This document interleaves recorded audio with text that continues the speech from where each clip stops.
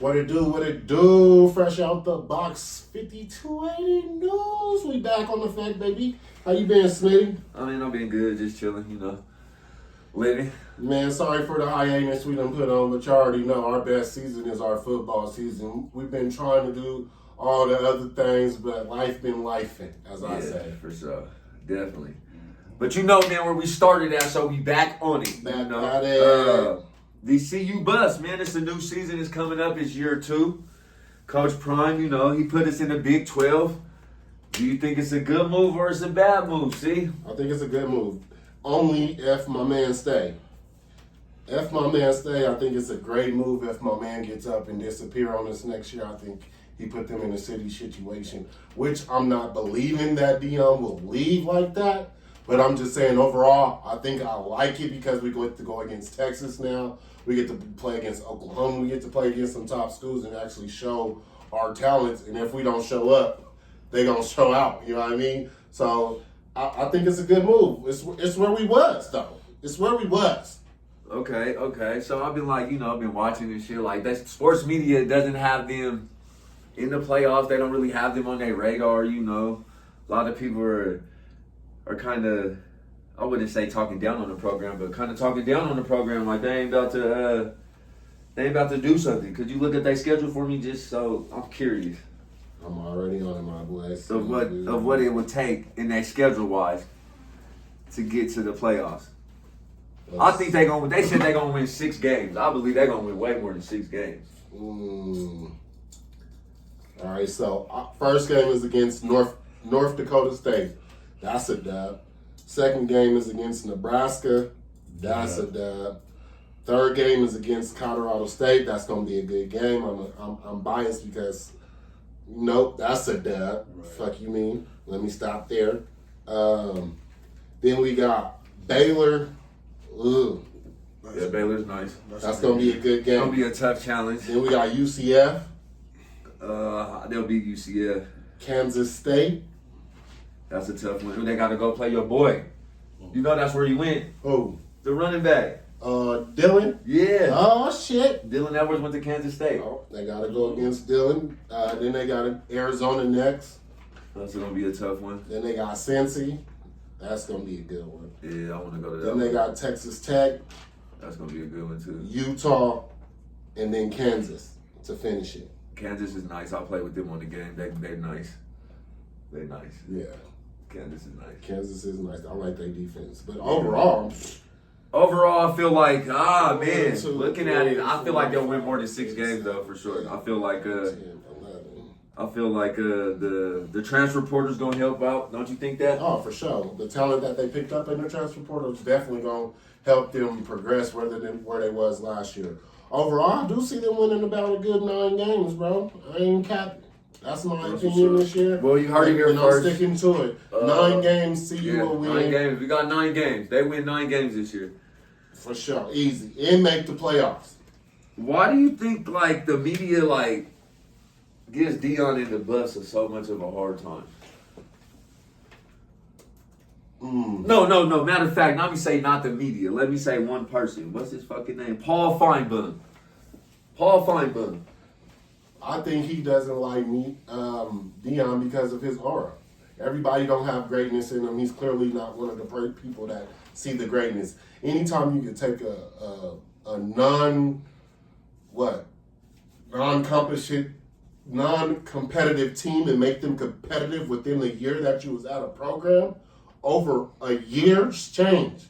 You made them competitive, bro. You didn't have to take 2 years to get to that state. You was beating people off rip. Some of the games you should have won didn't work in your favor, but that's. I feel like they was in every game last year. Oh, for sure. Yeah. Some games just took off at the end. You know what I mean? That's where Deion made up for it. And then also, this Paul Feinbaum, I'll call him Feinbaum, said Shador is a crash and burn quarterback, like he hasn't done nothing. And I feel like that was disrespectful. That's come from the hate of his father. That's come from the hate of his father. You know what I mean? I don't think Feinbaum likes him, period. Feinbaum doesn't have Hall of Fame greatness behind his name. Feinbaum is an analyst and always will be an analyst. He's not a player, never played the sport, just spectated it. You know what I mean? So everybody that's always putting 2 cents into the game, always gonna have something to say about somebody that has a gold jacket and bringing that potential greatness to everywhere he goes. It wasn't just NCU; it happened in Jackson State too. So make it make sense. Fine bump. Right, there we go. Because Shador Sanders is an elite quarterback, and I guarantee when he goes to the draft, he'll get selected in the top 5 for sure. I believe that they got number 1 and number 2. I don't know which one goes 1 and which one goes 2, but I believe they have the number 1 and the number 2 pick. Depending on how they play this year and whatever happens, you know what I'm saying? Injury free. Pray to God, that happens and shit like that. But I feel like they got the number 1 and number 2 draft pick in the NFL draft next year. And if I was the Broncos, I'm losing, nigga. Oh yeah. I'm gonna get Travis Hunter. For sure. And this is the first 2-way player we're going to see in the NFL. That's going to play like both sides of the ball. For sure. With that being... I'm going to give y'all 4 reasons. 4 reasons of why the media gives my guy a hard time. What? Number 1, high expectations and bold personality. Sanders is known for his confidence and outspoken personality, which can polarize opinions. His bold statements and high expectations for the Colorado Buffs have put him under intense scrutiny. Number 2, performance and results. The Colorado Buffalo has challenged seasons before Sanders took over. And the media often focus on whether he can turn the program around. Any setbacks or losses are heavily scrutinized. Number 3, media exposure and criticism. Some analysts believe Sanders' media exposure and the bonuses he receives for it might be seen as controversial. That's not his fault. The culture loves him. I'll get on that. I'll let you finish. I got something to say. Go ahead. And our opinionized culture and social impact. Sanders' influence extends beyond football, impacts culture and social aspects. His approach and methods sometimes clash with traditional views, leading to various media reactions. Despite the criticism, Sanders has also garnered significant support for his efforts to revive the Colorado Buffaloes and his positive influence on the players in the community. So with that being said, everybody just hates my guy because of who he is. I just feel like they just hate how he just goes about it. Like, right. You got to think about how he goes about it. He's a Hall of Famer. His name speaks for itself. Then you're cool, like everybody's gonna love you because you're Deion Sanders. You're like the best football player ever to ever play the game type. But shit. If he creates that relationship with you. But like, so they get mad. Like, what's his name? Paul Bunn. He was saying like, oh, he has Offset. He has all these celebrities on the sideline. To me, that's a great fucking strategy. That's to up your confidence as a player. When there's girls around, them niggas play hard. Right. So imagine if your favorite rapper that you've been bumping all week at school is on the sideline, like, oh, that's it's motivation. You see what I'm saying? He's not doing it because he just wants to. No, nigga, it's motivation to the player. I get it. I understand. Lil Wayne's over there, nigga. I'm a ball. Nigga, I want to shake that nigga hand at the end, like autograph my jersey or some shit like that. Nigga, off me playing ball. So it's a great motivation way. I just think they hate on him because he does it so good, and he doesn't have to really bribe a player with bread. I don't know what's crazy, or nothing, but I don't think he has to bribe a player with bread. In college, you making just as much money as the niggas in the NFL if you are a legit player, bro. I think Deion should stay 5 years. If he goes stay 3 more years. For sure. Let Shador and him go. You stay 2. Build a program and go. Because you're right. If he leaves, then it's back to being fucking horrible for the next 15, 20 years. Right. And why would... Well, I don't think he would do that, but why would you come to a program just to see your sons get advanced to that next level when they already had the potential of being drafted, which probably not as high because of the division they was in, but overall they would have been in the league for what the positions. I think he came to the NCAA pack, the big division, so his sons can actually, I want to say, put their legitimacy out there as in football players. And that's why he went to the Big 12? Yeah. I feel that. But Shiloh played there. Shiloh played for South Carolina. That ain't just college, period. Because Shador was in SWAC. You know what I mean? Yeah. And then that's what I'm talking about. Like moving out of SWAC and coming to the big schools so they could get their name more qualified for the draft. Because now, look at Shador. He's in a Heisman race, right? He wouldn't have got that if he was still at SWAC. guaranteed. Oh no. He would have never got that. Right. So in that aspect, if I'm a coach and I'm Deion, and that's what I came to do, that's bullshit to me. You shouldn't have did that. Did what? Come to this CU, do what you're doing now to leave. No, I think he stays like 5 or 6. I I even believe if he stays longer. 3. I kind of feel like he's about to build like a little dynasty here type shit. To me, that's how I feel. I don't know if that's gonna happen. If he do, I would respect him for that. But I cool. think, man, when you So with that being said, man, I give my dude Shiloh. That'll be talking about my guy. Where do you think Shiloh gonna go in the draft, man? oh, you don't want my opinion on this.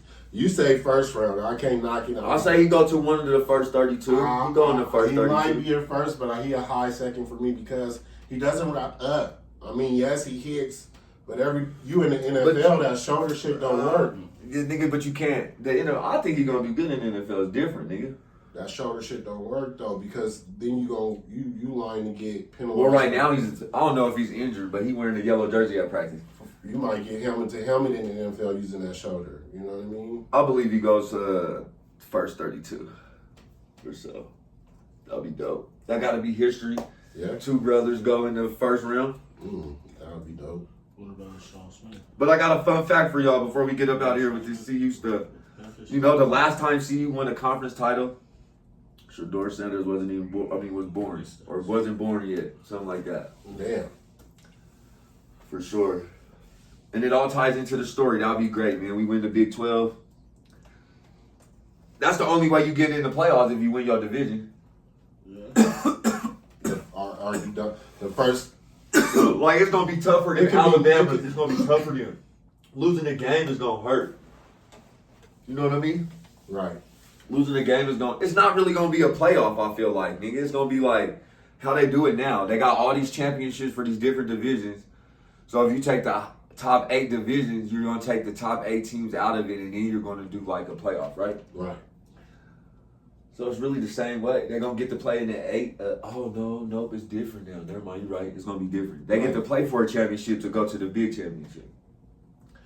I feel that.